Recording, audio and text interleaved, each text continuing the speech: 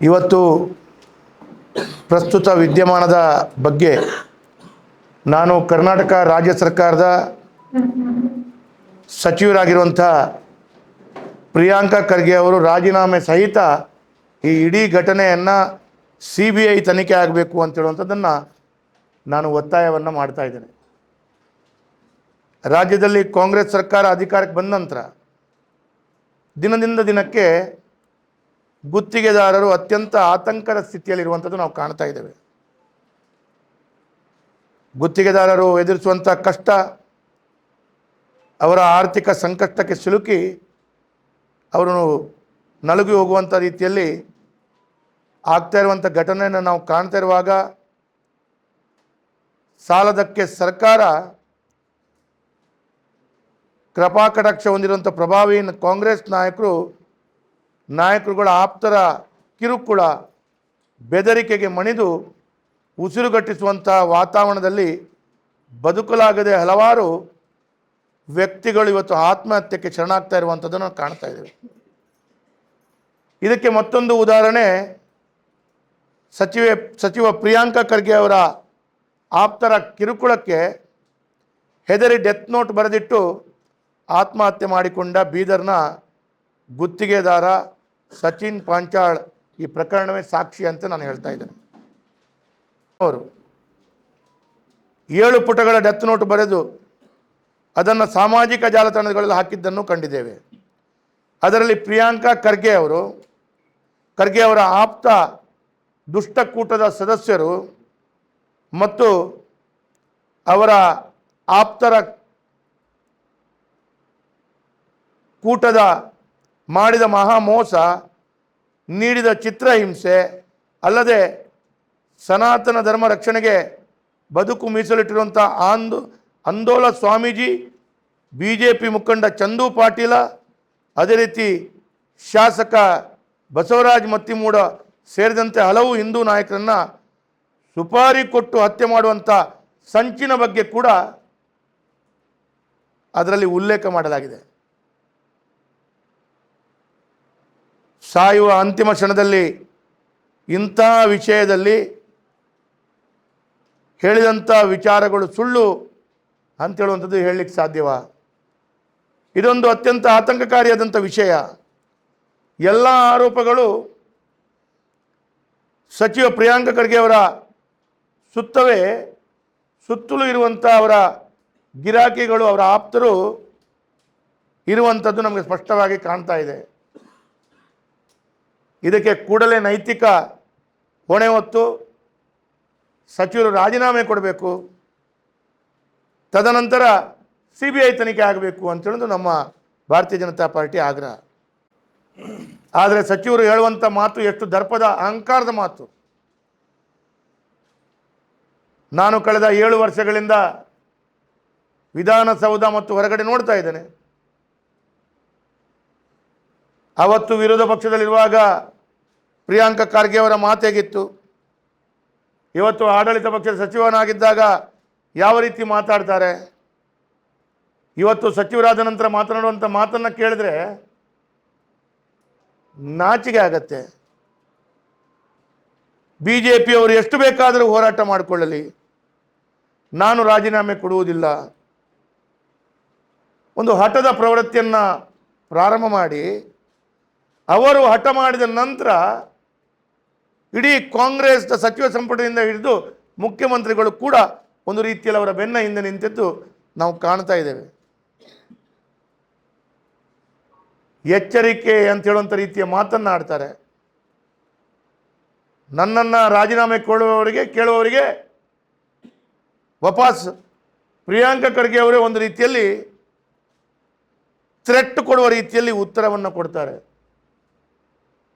ನಾವು ಭಾಳಷ್ಟು ವರ್ಷಗಳಿಂದ ಭಾಳಷ್ಟು ಸಚಿವರುಗಳನ್ನು ನಾವು ನೋಡಿದ್ದೇವೆ.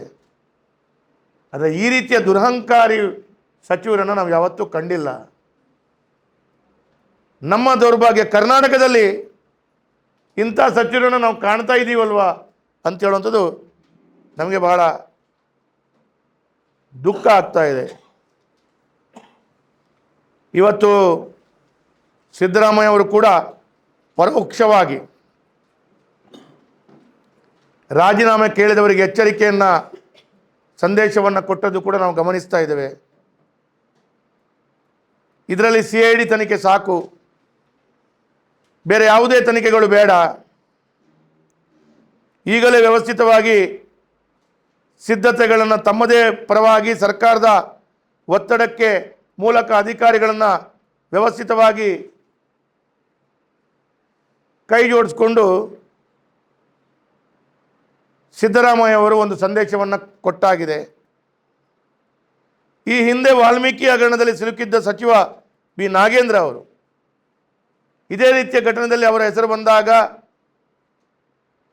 ನಾವೆಲ್ಲರೂ ಭಾರತೀಯ ಜನತಾ ಪಾರ್ಟಿ ವಿರೋಧ ಪಕ್ಷದ ನಾಯಕರು, ಕಾರ್ಯಕರ್ತರು ವಾಲ್ಮೀಕಿ ಹಗರಣದಲ್ಲಿ ರಾಜೀನಾಮೆ ಕೊಡಬೇಕು ಅಂತವಾಗ ಉಪಾಯ ಇಲ್ಲದೆ ಅವರ ರಾಜೀನಾಮೆಯನ್ನು ಕೂಡಲೇ ಪಡ್ಕೊಂಡ್ರು.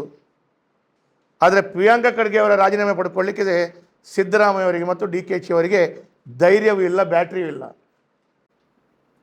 ಪ್ರಿಯಾಂಕಾ ಖರ್ಗೆ ಅವರ ರಾಜೀನಾಮೆಯನ್ನು ಪಡ್ಕೊಂಡ್ರೆ ರಾಜ್ಯದ ಅಧ್ಯಕ್ಷರಾಗಿ DK ಶಿವಕುಮಾರ್ ಅವರು ಪಡ್ಕೊಂಡ್ರೆ ಅವರ ಉಪಮುಖ್ಯಮಂತ್ರಿ ಸ್ಥಾನ ಮತ್ತು ಅವರ ರಾಜ್ಯದ ಅಧ್ಯಕ್ಷ ಸ್ಥಾನ, KPCC ಅಧ್ಯಕ್ಷ ಸ್ಥಾನಕ್ಕೆ ಅವರನ್ನು ತೆಗೆಯಲಾಗುತ್ತದೆ ಅಂತ ಹೇಳೋದು ಸ್ಪಷ್ಟ. ಸಿದ್ದರಾಮಯ್ಯ ಅವರು ಪ್ರಿಯಾಂಕಾ ಖರ್ಗೆ ಅವರ ರಾಜೀನಾಮೆಯನ್ನು ಪಡ್ಕೊಂಡ್ರೆ ಮಲ್ಲಿಕಾರ್ಜುನ ಖರ್ಗೆ ಅವರು ಸಿದ್ದರಾಮಯ್ಯ ಅವರನ್ನು ಬದಲು ಮಾಡ್ತದೆ ಅಂತ ಹೇಳೋದು ಸ್ಪಷ್ಟ ಸಂದೇಶ.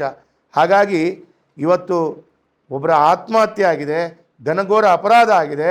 ಆದರೆ ನಮ್ಮ ಕುರ್ಚಿಯನ್ನು ಉಳಿಸ್ಕೊಳ್ಳಿಕ್ಕೋಸ್ಕರ ಇವತ್ತು ಪ್ರಿಯಾಂಕಾ ಖರ್ಗೆ ಅವರನ್ನು ಈ ನಾಯಕರುಗಳು ರಕ್ಷಣೆ ಮಾಡ್ತಾ ಇದ್ದಾರೆ ಅಂತ ಹೇಳುವಂಥದ್ದು ಸ್ಪಷ್ಟವಾದ ಸಂದೇಶ, ಚಿತ್ರಣ ನಮ್ಮ ಎಲ್ಲ ಕರ್ನಾಟಕ ರಾಜ್ಯದ ಜನತೆಗೆ ಕಾಣ್ತಾ ಇದೆ.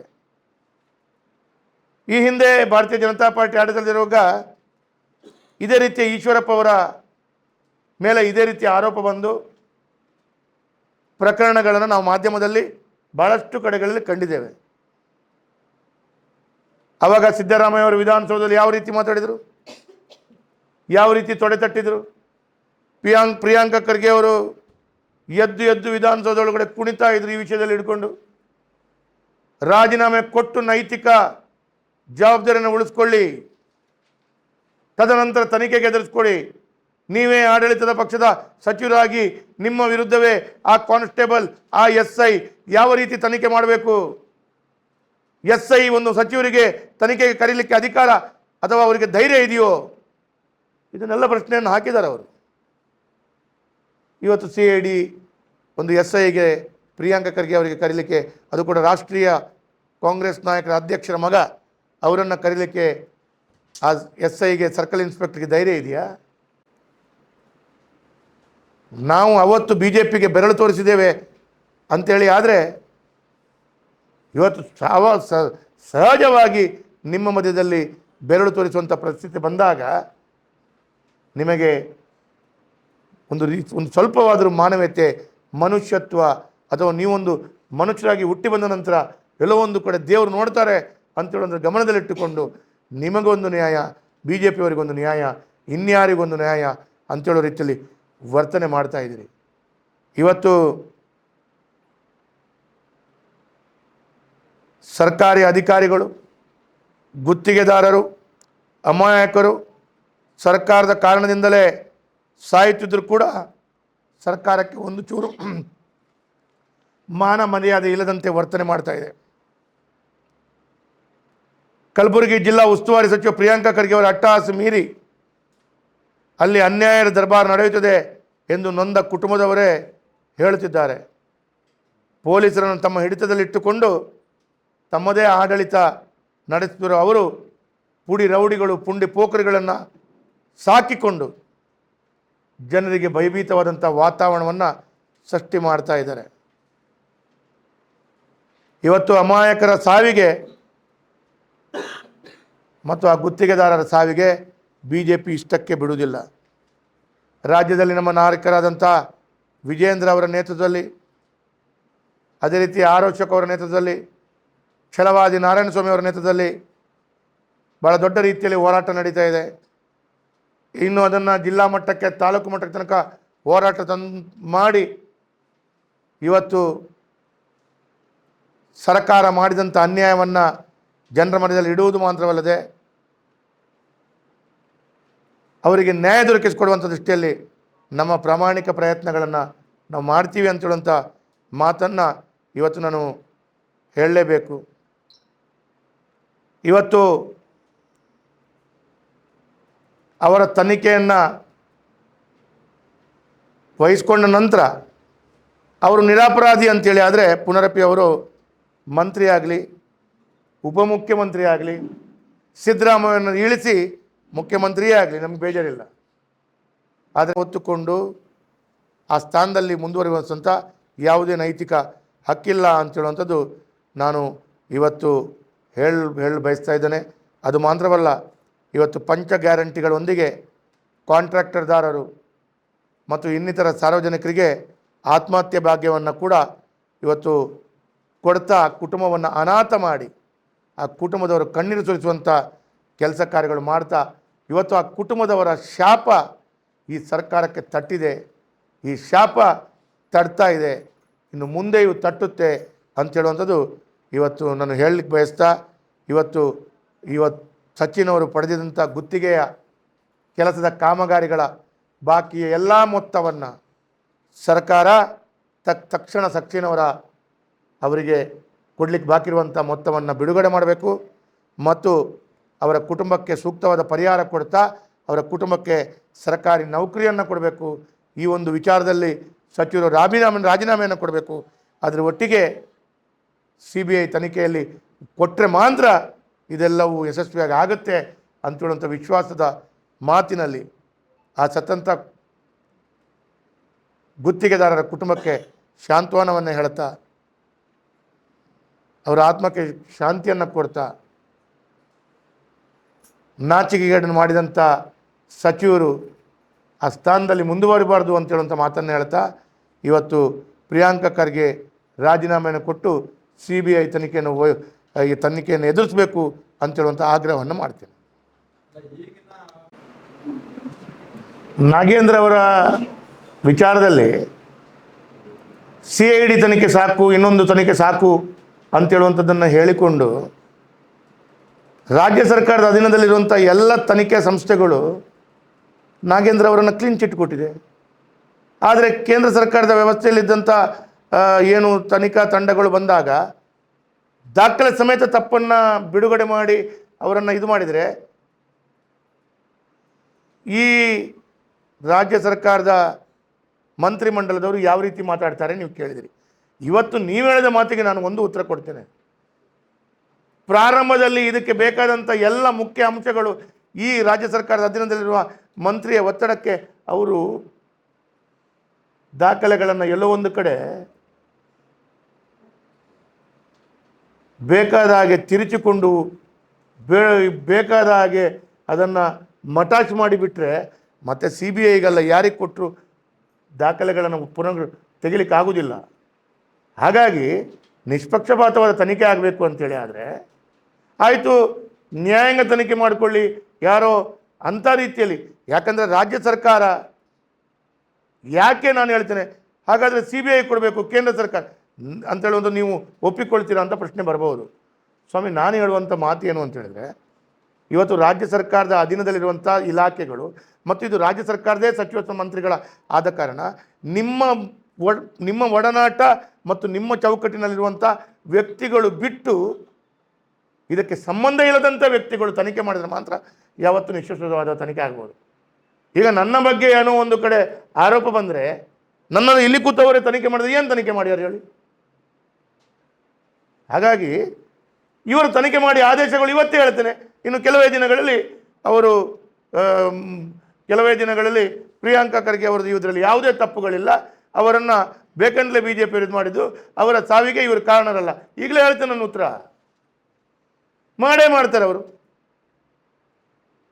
ಹಾಗಾಗಿ ನಿಮ್ಮ ಮಂತ್ರಿಮಂಡಲದ ಮಂತ್ರಿಗಳನ್ನು ಬಚಾವ್ ಮಾಡಲಿಕ್ಕೆ ಹೋಗಬೇಡಿ. ನಾನು ಒಂದು ಮಾತನ್ನು ಕೇಳ್ತೇನೆ, ನನ್ನಲ್ಲಿ ಆಪ್ತ ಸಹಾಯಕರಿದ್ದಾರೆ. ನಮ್ಮ ಆಪ್ತ ಸಹಾಯಕರು ಯಾರಿಗಾದರೂ ಫೋನ್ ಮಾಡಿ ನನ್ನ ಹತ್ರ ಕರ್ಕೊಂಡು ಬಂದು ಮಾತುಕತೆ ಮಾಡಿಸ್ತಾರೆ. ಮತ್ತು ನನ್ನ ಆಪ್ತ ಸಹಾಯಕರು ಅವ್ರ ದುಡ್ಡಿಗೆ ಏನೋ ಒಂದು ಸವಾಲು ಇಡ್ತಾರೆ ಅಂತೇಳಿ ಆದರೆ ಅರ್ಥಗಳು ಏನು? ಉತ್ತರಗಳು ನಿಮಗೆ ಸಿಗುತ್ತೆ. ಅವರಷ್ಟೇ ಮಾತಾಡಿದ್ರು, ನನ್ನ ಹತ್ರ ಬಂದು ಮಾತಾಡಿದ್ದಾರೆ ಅಂತ ನೆನೆಸ್ಕೊಳ್ಳಿ. ಹಾಗೆ 2 ಬಾರಿಯೋ 3 ಬಾರಿ ಪ್ರಿಯಾಂಕಾ ಎದುರುಗಡೆ ಈ ಆಪ್ತ ಸಹಾಯಕರು ಹೋಗಿ ಮಾತಾಡ್ತಿದ್ದಾರಲ್ಲ, ಏನು ಮದುವೆ ಕಾರ್ಯಕ್ರಮ ಮಾತಾಡಿದ್ದ? There is 100% clear. ಮತ್ತು ಒಂದೊಂದು ತಿಳ್ಕೊಳ್ಳಿ ನೀವು, ಕದ್ದ ಕಳ್ಳ ಯಾವತ್ತೂ ಸತ್ಯ ಹೇಳಲ್ಲ. ಪ್ರಿಯಾಂಕಾ ಖರ್ಗೆ ಅವರು ಹೇಳ್ತಾರೆ ಸತ್ಯ ಈಗ? ಹಾಂ, ಹೇಳಿ.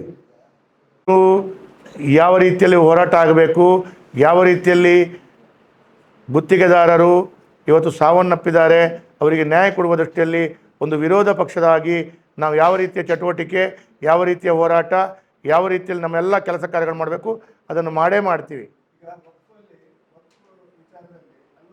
ಭಾರತೀಯ ಜನತಾ ಪಾರ್ಟಿ ವಿರೋಧ ಪಕ್ಷದಲ್ಲಿರುವಂದುಕೊಂಡು ಸರ್ಕಾರದ ವಿಚಾರದಲ್ಲಿ ಆದಂಥ ತಪ್ಪುಗಳ ಬಗ್ಗೆ ಹೋರಾಟ ಮಾಡುವಂಥದ್ದು ನಾವು ಮಾಡ್ತಾ ಇರ್ತೇವೆ.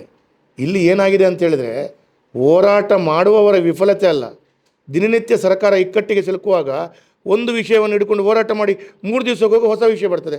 ಆವಾಗ ಆಟೋಮೆಟಿಕ್ಲಾಗಿ ಅದು ಬಿಟ್ಟು ಇದನ್ನು ಹಿಡ್ಕೊಳ್ಳುವಂಥ ಪರಿಸ್ಥಿತಿ. ಹೇಳ್ತೇನೆ ಕೇಳಿ. ಇಲ್ಲ, ನಾನು ಹೇಳ್ತೇನೆ ಕೇಳಿ, ನಿಮ್ಮ ಪ್ರಶ್ನೆಗೆ ಪೂರ್ಣ ಉತ್ತರ ಕೊಡ್ತೇನೆ. ಇನ್ನೊಂದು ವಿಷಯ ಬರ್ತದೆ, ಇನ್ನೊಂದು ವಿಷಯವನ್ನು ಕೂಡ ಹೋರಾಟ ಮಾಡಬೇಕಾದಂಥ ಜವಾಬ್ದಾರಿ ಇದೆ ನಮಗೆ, ಅದನ್ನು ಮಾಡ್ತೇವೆ. ಹೀಗೆ ಭ್ರಷ್ಟಾಚಾರ, ಎಲ್ಲ ರೀತಿಯ ಪಾಪಗಳಲ್ಲಿ ಒಳಗೊಂಡ ಸರ್ಕಾರ ದಿನನಿತ್ಯದ ಈ ರೀತಿಯ ಘಟನೆಗಳಾಗ್ತಾಯಿದೆ. ಭಾರತೀಯ ಜನತಾ ಪಾರ್ಟಿ ವಿರೋಧ ಪಕ್ಷದಲ್ಲಿ ಕೆಲಸ ಕಾರ್ಯಗಳನ್ನು ಮಾಡ್ತದೆ ಇದಕ್ಕೆ. ಆದರೆ ವಫ್ಕಿನ ವಿಷಯದಲ್ಲಿ ತಾರ್ಕಿಕ ಅಂತ್ಯವನ್ನು ಪಡ್ಕೊಳ್ಬೇಕು ಅಂತೇಳೋ ದೃಷ್ಟಿಯಲ್ಲಿ ನಮ್ಮ ಹೋರಾಟಗಳು ಮಾಡ್ತಾ, ಸರ್ಕಾರ ಇವತ್ತು ಬಾಯಲ್ಲಿ ಹೇಳಿದರೂ ಕೂಡ ಸರ್ಕಾರಕ್ಕೆ ಅದು ಸಾಧ್ಯವೇ ಇಲ್ಲ ಅಂತೇಳೋದು ಗೊತ್ತಿದೆ. ಯಾಕಂತ ಹೇಳಿದರೆ, ಸಿದ್ದರಾಮಯ್ಯರು ಹೇಳಿದರು ನಾನು ಅದನ್ನು ನಿಲ್ಲಿಸ್ತೇನೆ ಅಂತ ಹೇಳಿದರೂ ಕೂಡ ಸಿದ್ದರಾಮಯ್ಯವರಿಗೂ ನಿಲ್ಲಿಸ್ಲಿಕ್ಕೆ ಸಾಧ್ಯ ಇಲ್ಲ. ವಫ್ಕಿನ ವಿಷಯದಲ್ಲಿ ಒಂದು ಸರ್ಕಾರ ವಫ್ಕ್ ಇಲಾಖೆಗೆ ಒಳಪಟ್ಟ ಜಾಗ ಅಂತೇಳುವಂಥದ್ದು ಆ ವಫ್ಕ್ ಇಲಾಖೆ ವ್ಯಾಪ್ತಿಯಲ್ಲಿ ಬಂದಿದೆ ಅಂತೇಳಿ ಆದರೆ, ವಫ್ಕಿನ ಅದರದೊಂದು ವೆಬ್ಸೈಟಿನಲ್ಲಿ ಆ ಜಾಗ ಸರ್ವೆ ನಂಬರ್ ಬಂದಿದೆ ಅಂತೇಳಿ ಆದರೆ, ಸಿದ್ದರಾಮಯ್ಯವರು 500 ಬಾರಿ ಬರೆದು ತಲೆ ಕೆಳಗಡೆ ಕಾಲ ಮೇಲೆ ಮಾಡಿದ್ರು ವಫ್ಕಿನ ಜಾಗ ಅಲ್ಲ ಅಂತೇಳಿ ನಿರ್ಧಾರ ಮಾಡಲಿಕ್ಕೆ ಸಿದ್ದರಾಮಯ್ಯ. ಅದಕ್ಕೆ ವಫ್ಕ್ ಸಮಿತಿಯೇ ಇದೆ. ಆ ಸಮಿತಿಯವರು ಆ ಜಾಗ ಅಲ್ಲ ಅಂಥೇಳಿ ಮಾಡಬೇಕು. ಸಮಿತಿಯವರು ಈ ಜಾಗ ನಮ್ಮದಲ್ಲ ಅಂಥೇಳಿ, ಅದರಲ್ಲಿ ಇರುವ 15 ಜನರು ಆ ಮುಸ್ಲಿಂ ಸಮುದಾಯದ ಒಳಪಟ್ಟಂಥ ಸಮಿತಿ ಅದು. ಅವರು ಈ ಜಾಗ ವಫ್ಕಿಗಲ್ಲ. ಅದಕ್ಕಾಗಿ ಕಾನೂನು ರೀತಿಯಲ್ಲಿ ಯಾವ ರೀತಿ ಹೋರಾಟ ಮಾಡಬೇಕು ಅದನ್ನು ಕೂಡ ಕೈಗೆತ್ತಿಕೊಳ್ತೇವೆ. ಕೇಂದ್ರ ಸರ್ಕಾರದ ಬಾಗಿಲನ್ನು ತಟ್ಟಿ ಹೊಸ ಕಾನೂನು ತರುವ ದೃಷ್ಟಿಯಲ್ಲಿ ಏನೆಲ್ಲ ಮಾಡಬೇಕು ಅದೂ ಮಾಡ್ತೇವೆ. ಇದು ಎಲ್ಲವೂ ಮಾಡಿದಾಗ ಒಂದು ಕಡೆಯಲ್ಲಿ ತಾರ್ಕಿಕ ಅಂತ್ಯಕ್ಕೆ ಹೋಗುತ್ತೆ. ಒಂದು ರೀತಿಯಲ್ಲಿ ಇವನು ಕೇಳಿ, ಒಂದು ರೀತಿಯಲ್ಲಿ ರಸ್ತೆಯಲ್ಲಿ ಪ್ರತಿಭಟನೆ ಮಾಡೋದು, ದಿನನಿತ್ಯ ಪ್ರತಿಭಟನೆ ಮಾಡ್ತಾ ಇರುವಾಗ ಈ ಎಲ್ಲ ವಿಚಾರಗಳನ್ನು ಕೂಡ ಕೈಗೆತ್ತಿಕೊಂಡು ಅಲ್ಲಿ ಎಲ್ಲೆಲ್ಲಿ ಯಾವ್ಯಾವ ಜಿಲ್ಲೆಯಲ್ಲಿ ನಾವು ಈಗ ತಂಡವನ್ನು ಮಾಡಿ ಜಾಗಗಳನ್ನು ಎಲ್ಲೆಲ್ಲಿ ವಫ್ಕಿಗೆ ಹೋಗಿದೆ, ಈ ಹಿಂದೆ ಸರ್ಕಾರಿ ಜಾಗ ಇರ್ಬೋದು, ಪ್ರೈವೇಟ್ ಜಾಗಗಳಿರ್ಬೋದು, ಆ 9ನೇ ಕಾಲಮ್ನಿಂದ ಸರ್ಕಾರ ಇದ್ದದ್ದು ಅಥವಾ 11ನೇ ಕಾಲಮ್ನಲ್ಲಿ ವಫ್ಕಿಗೆ ಜಾಗ ನಿಗದಿ ಮಾಡಲಾಗಿದೆ ಅಂತೇಳೋದು RTCಯಲ್ಲಿ ತೋರಿಸಿದೆ ಅಂತ ಎಲ್ಲ ತೆಗಿಲಿಕ್ಕೆ ಶುರು ಮಾಡಿದ್ದೇವೆ. ಮಂಗಳೂರಿನಲ್ಲಿ ಕೂಡ ತೆಗೆದು ಅದನ್ನು ಕೋರ್ಟಿಗೆ ಹಾಕಿ ಅದನ್ನು 74ರಲ್ಲಿ ಮಾಡಿದಂಥ ಏನು ನೋಟಿಫಿಕೇಷನ್ ಇದೆ ಅದನ್ನು ಕ್ಯಾನ್ಸಲ್ ಮಾಡುವಂಥ ದೃಷ್ಟಿಯಲ್ಲಿ ಕಾನೂನಿಗೆ ಹಾಕ್ತೇವೆ. ಆದರೆ ಕಾನೂನಿಗೂ ಅಧಿಕಾರ ಇಲ್ಲದಿರ್ಬೋದು. ಅವಾಗ ಕೇಂದ್ರ ಸರ್ಕಾರ ಸಹಕಾರದಿಂದ ಕಾನೂನಿಗೆ ಹೇಗೆ ಅಧಿಕಾರ ಬರೆಸಬೇಕು ಆ ರೀತಿಯ ಹಂತದಲ್ಲಿ ಇದನ್ನು ಮಾಡಬೇಕು. ಯಾಕಂತ ಹೇಳಿದ್ರೆ ಸಿದ್ದರಾಮಯ್ಯವರು ಈ ಜನ್ಮದಲ್ಲಿ ಮಾಡಲ್ಲ. ನೋಡಿ, ಹೋರಾಟಗಳು ಎಲ್ಲ ಪಾರ್ಟಿಗಳಲ್ಲಿ ಆಗ್ತಿರುವಂಥ ಸಂದರ್ಭದಲ್ಲಿ ಸಣ್ಣ ಪುಟ್ಟಗಳು ಈ ರೀತಿಯಲ್ಲಿ ಇರ್ಬೋದು. ಅದನ್ನು ಹಿರಿಯರು ಹೇಳ್ತೀನಿ ಕೇಳಿ. ನಿಮಗೆ ಪತ್ರಿಕೆಯವರಿಗೆ ದೊಡ್ಡದು ಕಾಣಬಹುದು, ಕೇಂದ್ರದ ಇಲ್ಲ. ನಾನು ಒಂದು ಹೇಳ್ತೇನೆ ಕೇಳಿ. ಇವತ್ತು ನಾನು ಟಿ ವಿಯವರಿಗೆ, ಪತ್ರಿಕೆಯವರಿಗೆ, ಅವತ್ತು ಈಶ್ವರಪ್ಪರ ಘಟನೆ ಆದಾಗ 8 ದಿವಸ ಎಲ್ಲ ಟಿವಿಗಳಲ್ಲಿ TV ಶೋಗಳು ಹಾಗೆ ಈಶ್ವರಪ್ಪರ ಘಟನೆ ಬಂತು. ಈಗ ಪ್ರಿಯಾಂಕಾ ಖರ್ಗೆ ಶೋ 1 ದಿವಸ ಕೂಡ ಒಂದು ಗಂಟೆ ನಾನು ನೋಡಿಲ್ಲ. ಇರಲಿ, ಅವರವರ ವ್ಯವಸ್ಥೆಗೆ ಒಳಪಟ್ಟದು. ಆದರೆ ನಾನು ಒಂದು ಮಿನಿಟ್ ಹೇಳ್ತೇನೆ, ಇದಕ್ಕೆ ಉತ್ತರ ಕೊಡ್ತೇನೆ. ನಾನು ಏನು 1 ಮಿನಿಟ್ ಕೇಳಿ. ಏನು ಹೋರಾಟ ಮಾಡೋದಿನ್ನು? ಆಡಳಿತದ ವ್ಯವಸ್ಥೆಯಲ್ಲಿ ಎಲ್ಲವನ್ನ ಆಡಳಿತ ವ್ಯವಸ್ಥೆಯಲ್ಲಿ ಬೇಕಾದಾಗೆ ತಿರ್ಚಿಕೊಂಡ್ರೆ ಹೋರಾಟ ಮಾಡೋದು ಬಿಟ್ಟರೆ, ರಸ್ತೆಯಲ್ಲಿ ಕೂತ್ಕೊಂಡು ಬಿಟ್ಟರೆ ಇನ್ನೇನು ಮಾಡಬೇಕು ಹೇಳಿ? ಸತ್ತವನ ಮನೆಯ ಕುಟುಂಬದವರು ಹೇಳಿದ್ದಾರೆ, ಇನ್ನೇನು ಮಾಡಬೇಕು ಹೇಳಿ?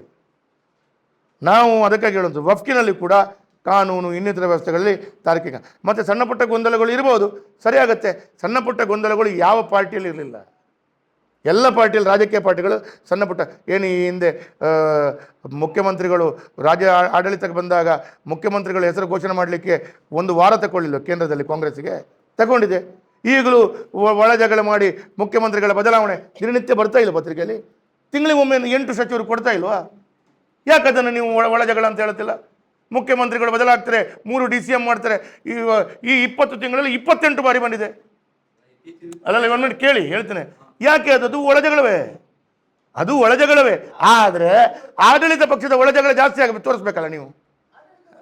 ಅದಕ್ಕೆ ಹೇಳ್ತೇನೆ ನಾನು, ಕೇಳಿ, ಒಂದು ರಾಜಕೀಯ ಪಕ್ಷವಾಗಿ ಕೋಟ್ಯಾಂತರ ಜನರು ಇರುವಂಥ ಸಂದರ್ಭದಲ್ಲಿ ಎಲ್ಲಾದರೂ ಒಂದು ಸಣ್ಣ ಪುಟ್ಟ ಭಿನ್ನಾಭಿಪ್ರಾಯಗಳು ಇದ್ದೇ ಇರ್ತದೆ. ಇದನ್ನು ನಾಯಕರುಗಳು ಹ್ಯಾಂಡಲ್ ಮಾಡಿ, ನಾಯಕರುಗಳು ಅದನ್ನು ಸಮಗ್ರವಾಗಿ ವ್ಯವಸ್ಥಿತವಾಗಿ ಅದನ್ನು ಬಗೆಹರಿಸ್ಕೊಂಡು ಹೇಗೆ ಮುನ್ನಡೆಸ್ಕೊಂಡು ಹೋಗಬೇಕು ಅಂತ ಹೇಳ್ತಾರೆ. ಆ ಪಕ್ಷ ಹೋಗ್ತದೆ. ಅದಕ್ಕೆ ಮತ್ತು ಈ ಹೋರಾಟಕ್ಕೆ ಯಾವುದೇ ರೀತಿಯ ತೊಂದರೆಗಳು ಬರೋದಿಲ್ಲ. ಹೋರಾಟವಂತೂ ಎಲ್ಲ ರೀತಿಯ ಹೋರಾಟಗಳು ನಾವು ಮಾಡ್ತೇವೆ. ಅದಕ್ಕೆ ತಾರ್ಕಿಕವಾಗಿ ಹಂತವನ್ನು ಕೊಂಡೋಗುವ ತನಕ ಹೋರಾಟವನ್ನು ಮಾಡ್ತೇವೆ. ಎರಡನೇದು ನೀವು ಹೇಳಿದ್ರಿ, ಈಗ ನಾವು ಕೇಳಿದೆ ವಾಲ್ಮೀಕಿ ಹಗರಣದಲ್ಲಿ ತಾರ್ಕಿಕ ಈ ಗೊಂದಲಗಳು ಏನಿತ್ತು ಅದಿತ್ತೇ ಇತ್ತು. ವಾಲ್ಮೀಕಿ ಹಗರಣದಲ್ಲಿ ನಾಗೇಂದ್ರವನ್ನು ರಾಜೀನಾಮೆ ಪಡ್ಕೊಂಡ್ವಿ. ಸಿದ್ದರಾಮಯ್ಯ ಅವರಿಗೆ ಮೂಡದ ಹಗರಣಗಳಲ್ಲಿ ತಾರ್ಕಿಕಂತೆ ಸರಿ, ಅವ್ರು ಏನು ಬೇಕಾದ್ರೆ ಮಾಡಿದರು. ಸಿದ್ದರಾಮಯ್ಯ ಅವರು ರಾಜೀನಾಮೆ ಕೊಡುವಂಥ ಅವರಾಗಿ ಕೊಟ್ಟಿಲ್ಲ, ಬಂಡ ಅಹಂಕಾರದಿಂದ ಬಂದೇ ಬರುತ್ತೆ. ಸಿದ್ದರಾಮಯ್ಯ ರಾಜೀನಾಮೆ ಕೊಡುವಂಥ ದಿನಗಳು ಇದೆ. ಪತ್ರಿಕೆಯಲ್ಲಿ ನೀವು ಆಗ ಫ್ಲ್ಯಾಶ್ ನ್ಯೂಸ್ ಹಾಕ್ತೀರಿ. ಹಾಗೆ ಇದು ಕೂಡ ಇದೆ.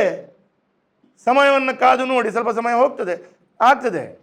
ಯಾಕೆ ಅಂತ ಹೇಳಿದ್ರೆ ಎಲ್ಲವೂ ಒಂದು ಸಲ ಕಳ್ಳ ಕದ್ದುಕೊಂಡು ಸಿಕ್ಕಾಕೋಬೋದು, ಪ್ರತಿದಿನ ಸಿಕ್ಕಾಕೊಳ್ಳೋದಿಲ್ಲ ಅಂತ ಹೇಳಿದ್ರೆ ಅಂಥ ಆಶೀರ್ವಾದ ಭಗವಂತ ಕೊಡಲ್ಲ ಅವನಿಗೆ. ಒಂದು ಸಲ ಕದ್ದವನಿಗೆ ಆಶೀರ್ವಾದ ಕೊಡ್ತಾನೆ, ನಿತ್ಯ ಕದ್ದವನಿಗೆ ಭಗವಂತ ಆಶೀರ್ವಾದ ಕೊಡಲ್ಲ. ಬೀಳಲೇಬೇಕು, ಬಿಡಲೇಬೇಕು, ಹೊರ ದಬ್ಬಲೇಬೇಕು, ಆಗತ್ತೆ. ಹಾಗಾಗಿ ವಫ್ ಕೂಡ ಇದು ಕೂಡ ಎಲ್ಲವೂ ತಾರ್ಕಿಕ ಹಂತಕ್ಕೆ ಹೋಗುತ್ತೆ. ವಿಶ್ವಾಸವಿಡಿ ಭಾರತೀಯ ಜನತಾ ಪಾರ್ಟಿ ಆ ರೀತಿಯ ಪೂರಕವಾದ ಕೆಲಸ ಮಾಡುತ್ತೆ. ಅಲ್ಲ ಸರ್, ಮಾಧ್ಯಮದಿಂದ ಅಸಹಕಾರ ಅಂತ ಹೇಳಿದರೆ ಇವತ್ತು ನಾನು ಹಾಗೆ ಇದು ನೀವೇ ಹೇಳೋದಲ್ಲ, ಮಾಧ್ಯಮದಲ್ಲಿ ಬರಬೇಕಿತ್ತು. ಯಾಕಂತ ಹೇಳಿದರೆ ಯಾವುದೇ ಒಂದು ಮಾಧ್ಯಮದಲ್ಲಿ ಸಹಜವಾಗಿ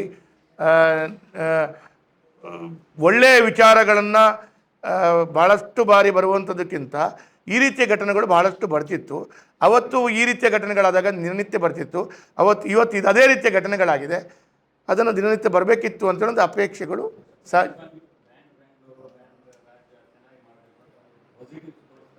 ಇರ್ಬೋದು. ಆದರೆ ನಾನು ಅದನ್ನು ಹೇಳಲ್ಲ. ಆದರೆ ಒಟ್ಟು ಹೋರಾಟಗಳು ಇವತ್ತು ನೋಡಿ, ಬೇರೆ ಬೇರೆ ರೀತಿಯ ಹೋರಾಟಗಳು ಇದರಲ್ಲಿ ಕೈಗೆತ್ತಿಕೊಂಡಾಗ ಕೂಡ ಒಟ್ಟಾಗಿ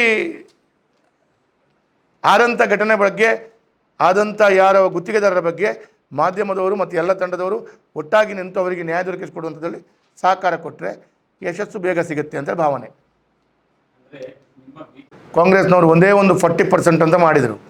ನಾವು ಅಲ್ಲ, 1 ಮಿನಿಟ್ ಕೇಳಿ ನೋಡಿ. ನಾನು ರಾಘವರೇ, ನಾನು ಹೇಳ್ತೀನಿ ಕೇಳಿ, ನಾನು ಒಂದು ಮಾತು ಹೇಳ್ತೀನಿ ಕೇಳಿ. ನಾನು ಇವತ್ತು ದಾಖಲೆ ಸಮೇತ ಒಂದು ದಾಖಲೆಯನ್ನು ಮಾಧ್ಯಮದವರಿಗೆ ಕೊಡ್ತೇನೆ, ನಾಳೆ ಬೆಳಗ್ಗೆ ಕೊಡ್ತೇನೆ. ದಕ್ಷಿಣ ಕನ್ನಡ ಜಿಲ್ಲೆಯಲ್ಲಿ ಆದ ಹಗರಣಗಳೇ ಕೊಡ್ತೇನೆ. ಮಾಧ್ಯಮದವ್ರಿಗೆ ಹೇಳ್ತೀನಿ ಕೇಳಿ. ಮಾಧ್ಯಮದವ್ರು ಏನು ಕೇಳ್ತೀರಾ? ಇದರ ಬಗ್ಗೆ ಯಾರಾದರೂ ಮಾತಾಡ್ಲಿಕ್ಕೆ ಬರ್ತಾರಾ? ಪತ್ರಿಕಾಗೋಷ್ಠಿ ಮಾಡ್ತಾರಾ? ಯಾರಾದರೂ ಇದ್ರ ಬಗ್ಗೆ ಮಾತಾಡುವವರು ಇರ್ತಾರಾ ಅಂತೇಳಿ 40% ಯಾವುದೇ ದಾಖಲೆ ಕೊಡದೆ ಮಾಧ್ಯಮದವರು ಕೂಡ ಭಾಳಷ್ಟು ರೀತಿಯಲ್ಲಿ ಅದನ್ನು ಹೇಳಿದಾಗ ದಾಖಲೆಗಳು ಏನುಂಟು. ಅಲ್ಲ, 1 ಮಿನಿಟ್ ಅಲ್ಲ, ಎಲ್ಲ ಹೇಳಿಕೆ ನಾನು 60% ಅಲ್ಲ, ನಾನು ಹೇಳ್ತೇನೆ, ಇವತ್ತು ಹೇಳ್ತೇನೆ ನಾನು. ಈಗ ಈ ಸರ್ಕಾರಕ್ಕೆ ನೀವು ಕರ್ನಾಟಕ ರಾಜ್ಯದಲ್ಲಿ ಇಂಥ ಭ್ರಷ್ಟ ಸರ್ಕಾರ ಇನ್ನು ಮುಂದೆಯೂ ಕಾಣಲಿಕ್ಕಿಲ್ಲ, ಇನ್ನು ಈ ಹಿಂದೆಯೂ ಬಂದಿಲ್ಲ. ಯಾಕೆ ಅಂತ ಕೇಳ್ತೇನೆ, ಯಾಕಂತ ಹೇಳ್ತೇನೆ ಕೇಳಿ. ಸರ್, ಯಾವ ಅನುದಾನಗಳು ಕೊಡಬೇಕು ಅಂತೇಳಿ ಆದರೂ, ಯಾವ ಅನುದಾನ ತೆಗೆದುಕೊಳ್ಬೇಕಂತೇಳಿ ಆದರೂ ಕೂಡ ಒಂದು 2 ಕೋಟಿ ತೆಗೆದುಕೊಳ್ಬೇಕು ಒಂದು ಮಂಗಳೂರಿಗೆ ಯಾವ ತಾಲೂಕಿಗೆ ಅಂತೇಳಿ ಆದರೂ ಕೂಡ ಹಣ ಕೊಡದೆ ಒಂದು ಬರುತ್ತಾ ನೋಡಿರಿ. ನೀವು ನಾನು ಒಂದು ಕೇಳ್ತೇನೆ, ಇಲ್ಲಿ ಕೇಳಿ, ಅದು ಯಾವುದು ಬೇಡ, ಈಗ ಏನು ಬೇಡ, ಒಂದು ಉದಾಹರಣೆ ಕೊಡ್ತೀನಿ ಹೇಳಿ. ನಾನು ಮಂಗಳೂರಿನಲ್ಲಿ ನಮ್ಮ ಸರ್ಕಾರ ಇರುವಾಗ ಮಂಗಳೂರು ಮಹಾನಗರ ಪಾಲಿಕೆಗೆ 16, 20, 50 ಅಧಿಕಾರಿಗಳನ್ನು ತಂದು ಹಾಕಿದ್ದೇನೆ. ಯಾವ ಅಧಿಕಾರಿಗಳು ಬಂದು ಕೆಲಸ ಮಾಡಿದ್ದಾರೆ, ಯಾವುದೇ ರೀತಿಯ ಒಂದು ಪೈಸಾ ಭ್ರಷ್ಟಾಚಾರ ಇಲ್ಲದೆ ಫ್ರೀ ಆಫ್ ಕಾಸ್ಟ್ ಮಂಗಳೂರು ಬಂದಿದ್ದಾರೆ. ಇವತ್ತು ಮಂಗಳೂರಿನ ಮಹಾನಗರ ಪಾಲಿಕೆಯ ಅಧಿಕಾರಿಗಳ ಪರಿಸ್ಥಿತಿ ಹೇಗಿದೆ ನೋಡಿ. ಬೇರೆ ಏನು ಬೇಡ, 5 ಇಂಜಿನಿಯರ್ಗಳನ್ನು ಟ್ರಾನ್ಸ್ಫರ್ ಮಾಡಿ report to head office. After 1 month, after 2 months again same ಸಿಟಿಗೆ ಅದೇ ಅಧಿಕಾರಿ ಬಂದು ಕೂತ್ಕೊಳ್ಳೋದು. ಏನು ರೀ ಇದು? ಹಾವು ಏಣಿ ಮುಂಗುಸಿ ಆಟದಾಗೆ ಹೋಗೋದಾ? ಅವರಿಗೆ ಟ್ರಾನ್ಸ್ಫರ್ ಟು ಹೆಡ್ ಆಫೀಸ್ ಬೆಂಗಳೂರಿಗೆ ಹೋಗಿ ರಿಪೋರ್ಟ್ ಮಾಡ್ಕೊಳ್ಳೋದು. ಅದೇ ಅಧಿಕಾರಿ ಪುನರ್ಗೆ ಈಗ 12 ಅಧಿಕಾರಿಗಳನ್ನು ಟ್ರಾನ್ಸ್ಫರ್ ಮಾಡಿದ್ರು, 6-7 ಬಂದರು, ಇನ್ನೊಂದು ಸ್ವಲ್ಪ ದಿವಸ 6-7 ಬರ್ತಾರೆ. ಮತ್ತು ಯಾಕೆ ಮಾಡೋದು ಸ್ವಾಮಿ ಅದು? ಹೇಳಿ, ನೀವು ಮತ್ತೆ ಯಾಕೆ ಮಾಡೋದು ಹೇಳಿ? ಅವನಲ್ಲಿ ಕೆಲಸ ಮಾಡ್ತಾ ಇರುವವನಿಗೆ 2 ತಿಂಗಳು ನೀವು ರಿಪೋರ್ಟ್ ಟು ಬ್ಯಾಂಗ್ಳೂರು ಅಂತೇಳಿ ವಾಪಸ್ ಅಲ್ಲೇ ಕೊಡಬೇಕು ಅಂತೇಳಿ ಅವನ ಮೇಲೆ ಆರೋಪ ಇದೆ, ತೆಗೆದು ಬೀದರಿಗೆ ಹಾಕಿದ್ದು ಬೇರೆ ವಿಷಯ.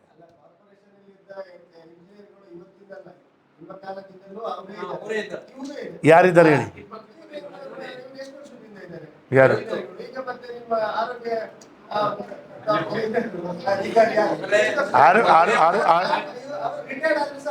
ನಾನು 1 ಮಿನಿಟ್ ಕೇಳಿ.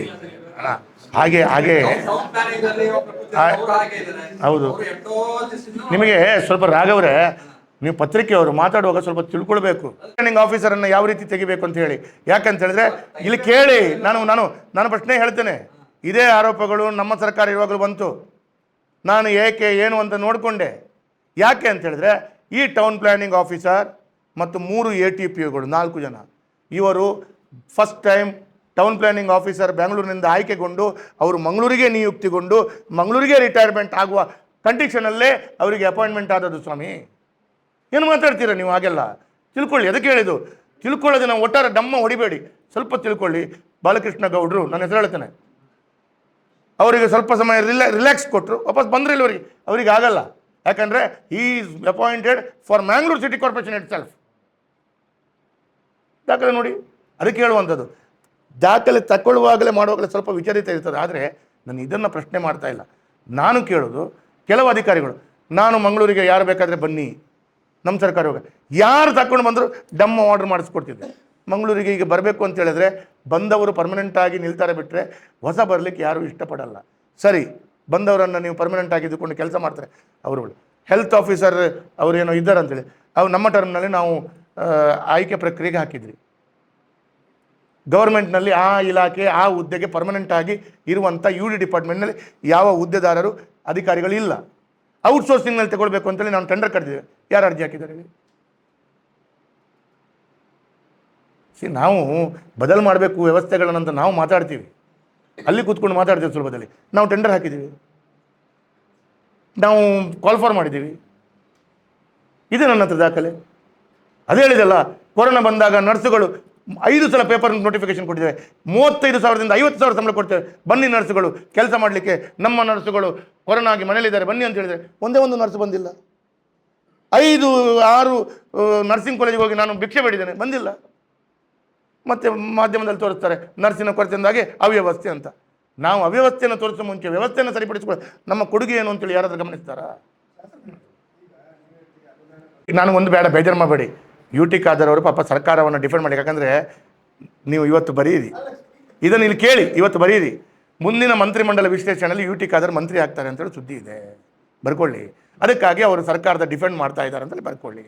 ಯಾಕೆ ಅಂತೇಳಿದ್ರೆ ನಾನು ಅವ್ರು ಮಂತ್ರಿ ಆದರೂ ನಮ್ಮದೇನು ಒಳ್ಳೆಯದೇ, ಸ್ಪೀಕರ್ ಆಗಿದ್ದರೂ ನಮ್ಮದೇನು ಸಂತೋಷ.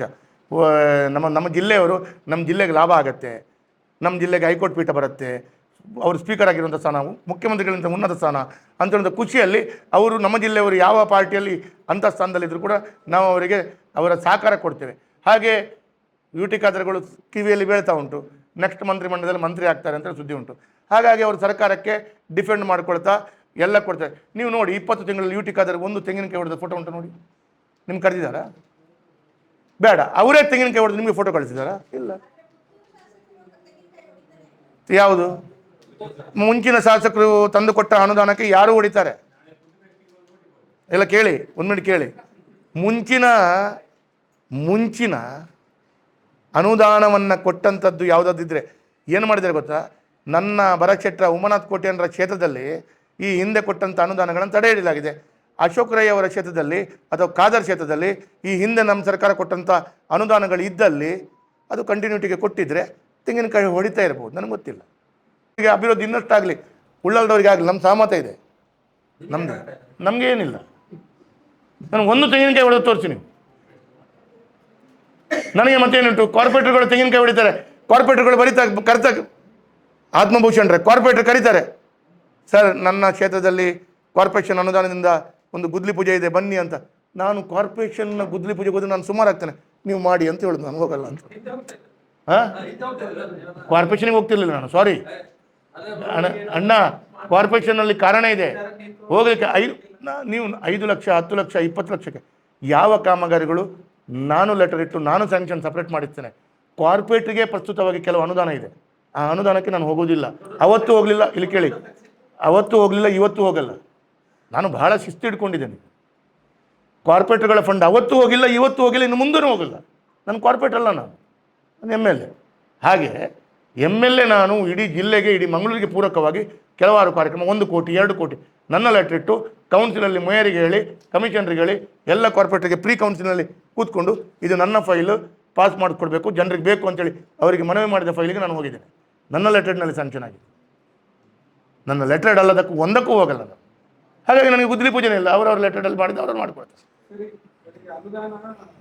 ಇದು ಅನುದಾನ ಅಂದರೆ ನಮಗೆ, ನೀವು ಅನುದಾನಕ್ಕೆ ಕೊಡಿಸಿ ರೂಟ್ ಎಲ್ಲೆಲ್ಲಿ ಕೊಂಡೋದ್ರೆ ಪ್ರಿಯಾಂಕಾ ಖರ್ಗೆ ಬಚಾವ್ ಆಗುವುದು ಬೇಡ. ಧನ್ಯವಾದಗಳು.